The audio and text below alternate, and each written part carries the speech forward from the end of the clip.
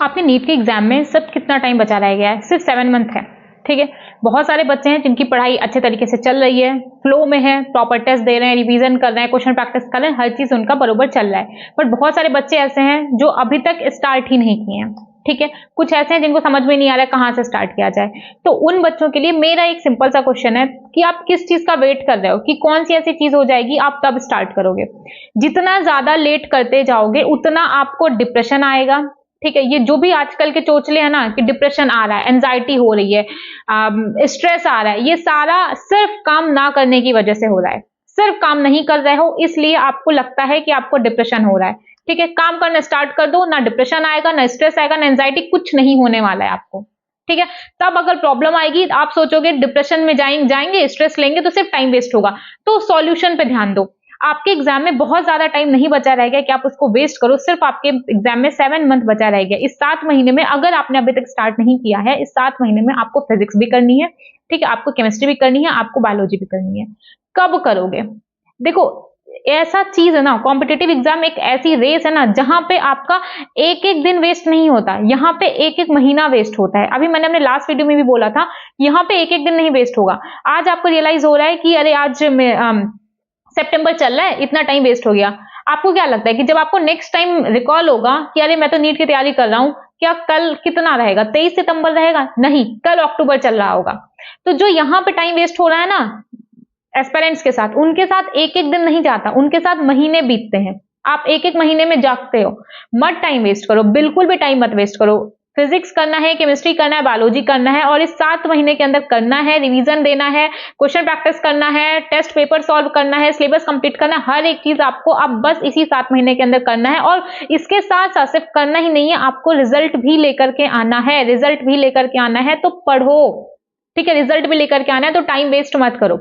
ठीक है, इस पूरी वीडियो के अंदर हम लोग पूरा अपना टारगेट करेंगे कि किस तरीके से बायोलॉजी के लिए अप्रोच होना चाहिए। देखो हमारे में, ठीक है, फिजिक्स, केमिस्ट्री, बायोलॉजी तीनों सब्जेक्ट है, करेक्ट। बट जो हाफ वेटेज है पूरे सब्जेक्ट का, ठीक है, सॉरी पूरे पेपर का हाफ वेटेज, आपके 90 क्वेश्चंस आपके इकलौते कहां से आते हैं? बायोलॉजी से आते हैं। आपके बायो से 90 क्वेश्चन आते हैं। फिर भी बच्चा टारगेट क्या करता है? किसी तरीके से 60 सवाल हो जाए, किसी तरीके से 70 सवाल हो जाए। क्यों आप 60-70 क्वेश्चन ही टारगेट कर रहे हो? क्यों टारगेट कर रहे हो?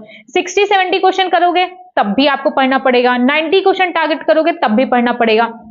पहली बात ना, अपने मन से ये चीज चेंज कर दो, हटा दो कि मैम मेरा 90 क्वेश्चन सही हो ही नहीं सकता। 90 क्वेश्चन जो सही करते हैं वो टॉपर होता है, और टॉपर एक अलग प्लेनेट से होकर के आता है।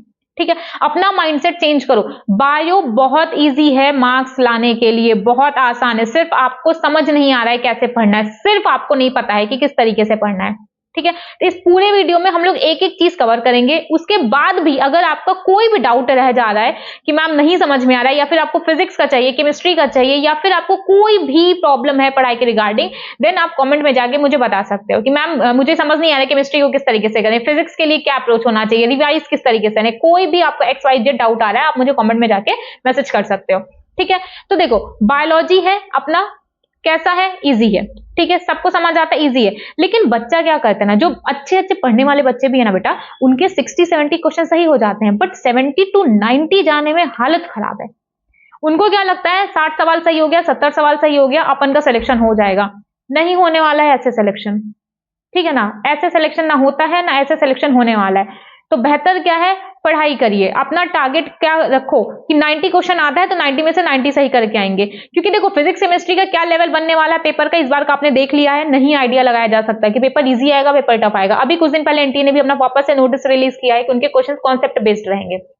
अगर कॉन्सेप्ट बेस्ड रहेंगे, कहीं ना कहीं उनका इंडिकेशन है जिस तरीके से इस बार पेपर आया था वैसा ही पेपर आएगा। पेपर का लेवल बीच में खराब हुआ है, बीच में बहुत ज्यादा ही इजी हो गया है। पेपर कभी ऐसा नहीं आता था नीट का, किसी भी कॉम्पिटिटिव एग्जाम का पेपर इतना इजी नहीं आता है। कॉन्सेप्चुअल होता है, थोड़ा टफ होता है, कट ऑफ इतना नहीं कि 650 आ रहा है, 720 पे 10-10 बच्चे बैठे हुए हैं, ऐसा पेपर कभी नहीं आता। तो इसलिए ये मत सोचो कि पेपर इजी आएगा। तो मेन टारगेट करो बायोलॉजी में, अगर एनसीईआरटी से ही पेपर आ रहा है तो 90 में से 90 क्वेश्चन सही होने चाहिए। बाकी अगर कोई क्वेश्चन आ गया, आउट ऑफ सिलेबस आ गया, 2 सवाल 3 सवाल 4 सवाल अगर आ भी गया आपका आउट ऑफ सिलेबस, तो वो सिर्फ बच्चा आपके लिए नहीं होगा, वो सारे बच्चों के लिए आएगा। ठीक है, आप जितना क्वेश्चन आपका टारगेट होना चाहिए कि जितना क्वेश्चन मेरी बुक से आएगा उसमें से मेरा एक सिंगल क्वेश्चन गलत नहीं होना चाहिए, ये आपका टारगेट होना चाहिए। सिंपल सी चीज है। ठीक है, और टाइम मत वेस्ट करो। देखो अपन के पास 7 महीने बचे हुए हैं, 7 महीने में हमें हर एक चीज करनी है, एक एक चीज करेंगे, 3 प्रोसेस होगा, 3 स्टेप्स हैं। सबसे पहले सिलेबस कंप्लीट करना होगा। देखो जब सिलेबस कंप्लीट करने बैठो थोड़ा सा ना स्मार्टली चलो। पहली बात तो ना खुद को बेवकूफ समझना बंद कर दो कि मुझे कुछ नहीं आता।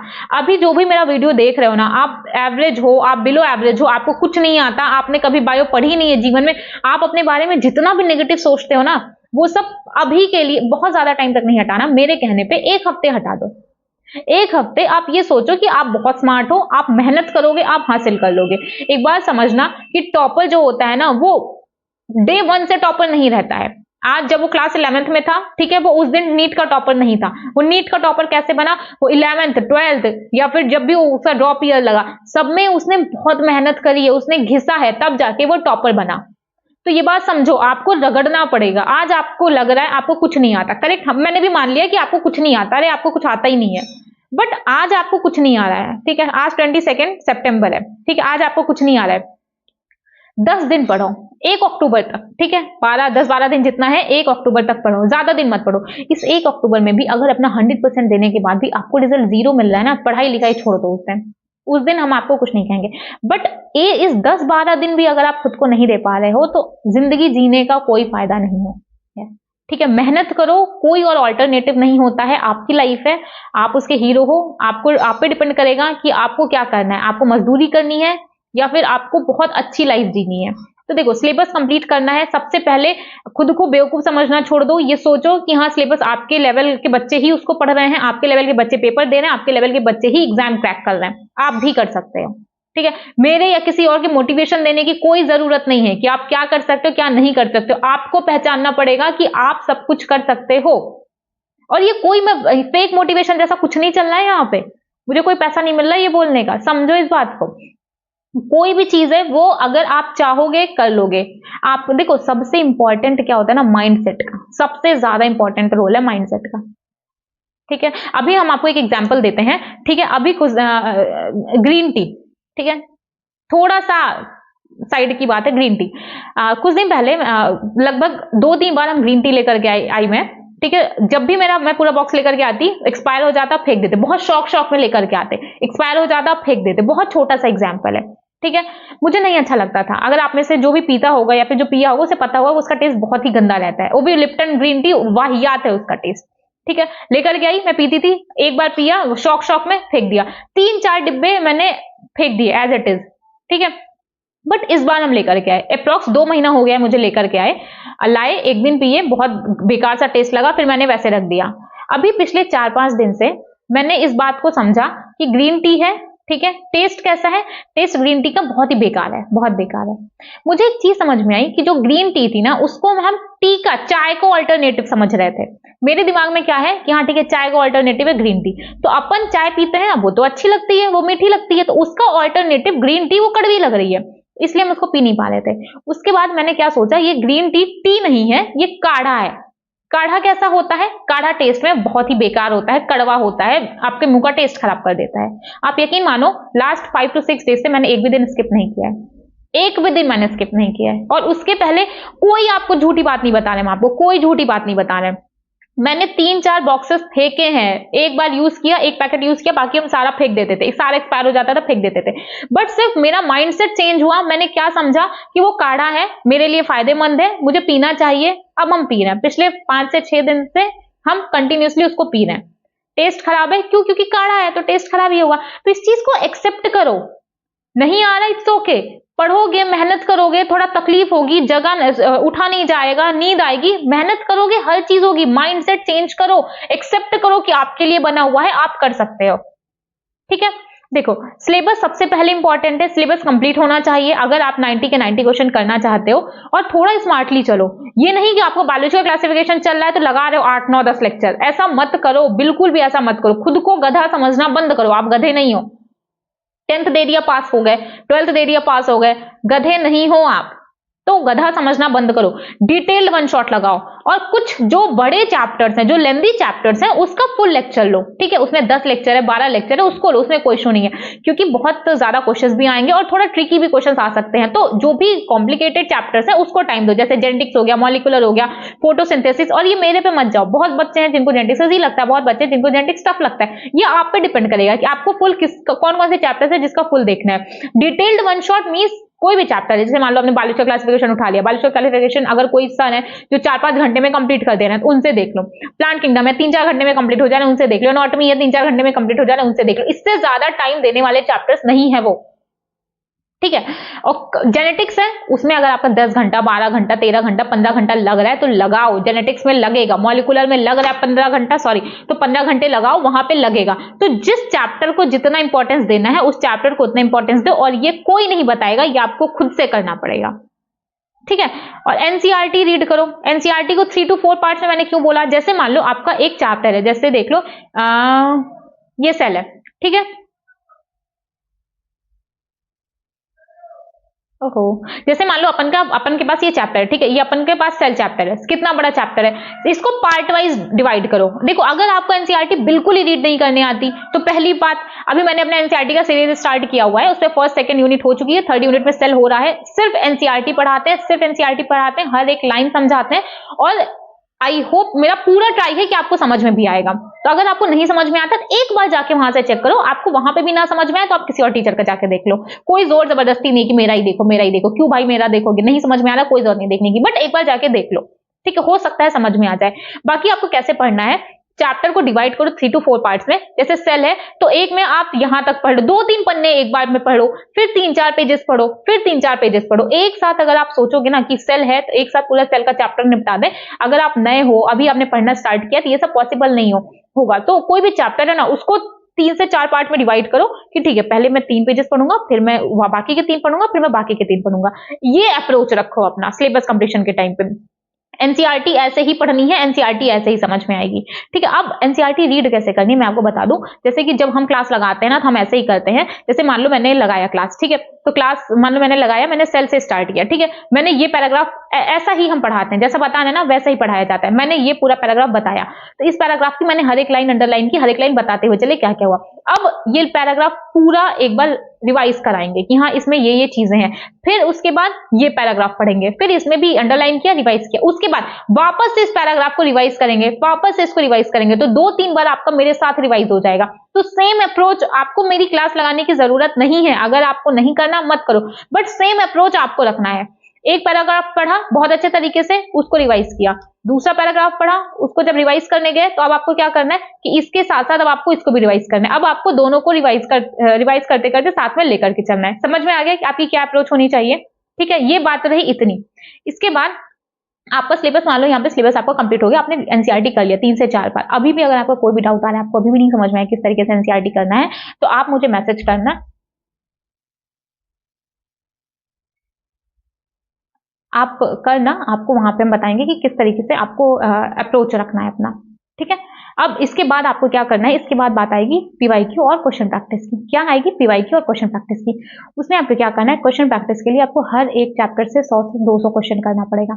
जैसे मान लो लिविंग वर्ड है, लिविंग वर्ड में आप 50-60 क्वेश्चन लगा लो, 70 क्वेश्चन लगा लो, इतना सफिशियंट है, इससे ज्यादा लगाने की जरूरत नहीं है, ठीक है। बट मान लो कोई और चैप्टर है, बायोलॉजिकल क्लासिफिकेशन हो गया, उसके अलावा प्लांट किंगडम हो गया, फिर जेनेटिक्स है, वहां पे आप 200-300 क्वेश्चन भी लगाओगे। देखो, जितने में आपको ज्यादा से ज्यादा अच्छे से अच्छी प्रैक्टिस कर पाओ ना, उतना बेहतर रहेगा, ठीक है, तो उतना बेहतर रहेगा। तो पीवाईक्यू क्या करना है, आपको लास्ट 12 साल का पीवाईक्यू करना होगा। डेली 1 घंटे लो, निकालो क्वेश्चन प्रैक्टिस के लिए, 2 से 3 मूक दो ही दो बायोलॉजी के लिए। देखो बायो में ना आपको बहुत क्वेश्चन प्रैक्टिस करना पड़ेगा, कई बार एनसीईआरटी रीड करना पड़ेगा, तब जाके आपको कॉन्सेप्ट क्लियर होगा। देखो बच्चों के ना 60-70 सवाल आ जाते हैं, मैंने अभी पहले भी बोला 60-70 क्वेश्चन उनके बन जाते हैं, बट इसके बाद जो 90 क्वेश्चन तक का बनता है ना, 90 क्वेश्चन करते करते हालत खराब हो जाती है। तो 90 कैसे आएगा, 60 to 90 क्वेश्चन का जो रास्ता है ना, आपको कई बार एनसीईआरटी करना पड़ेगा, कई बार क्वेश्चन प्रैक्टिस करना पड़ेगा, तब जाकर के आपका बनेगा। समझ में आया, आपको ये सब करना पड़ेगा, तब जाकर के आपके 90 के 90 क्वेश्चंस करेक्ट होंगे। और ये जो मैंने बोला ना कि 2 से 3 मूक दो, हर एक हफ्ते में आपको 2 से 3 टेस्ट देना है, ठीक है, हर हफ्ते में आपको 2 से 3 मॉक टेस्ट कंटिन्यूअसली देते रहना है। ये होना चाहिए आपके पीवाई और क्वेश्चन प्रैक्टिस के लिए।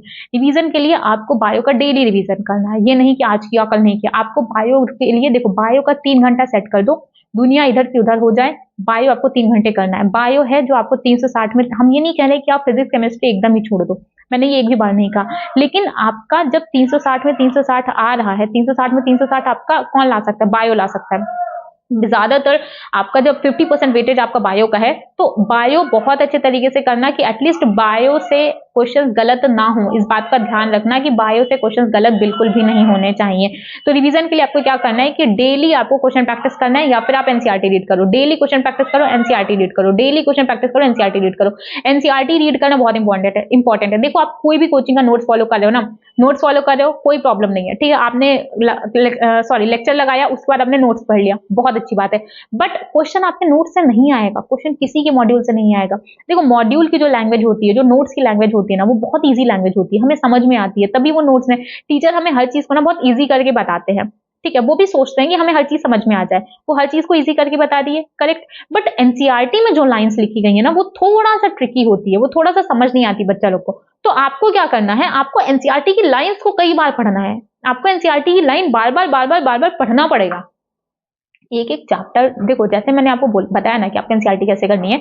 अगर आप एनसीईआरटी इस तरीके से करोगे ना, तो चैप्टर एंड होते होते आपका 5 से 6 बार वैसे ही रिवाइज हो चुका होगा। अगर आप ये सोचो ना कि एक बार एनसीईआरटी पढ़ा, फर्स्ट पेज से लेके एंड पेज तक मैं एक बार में पढ़ूंगा, ये अप्रोच ही आपका गलत है।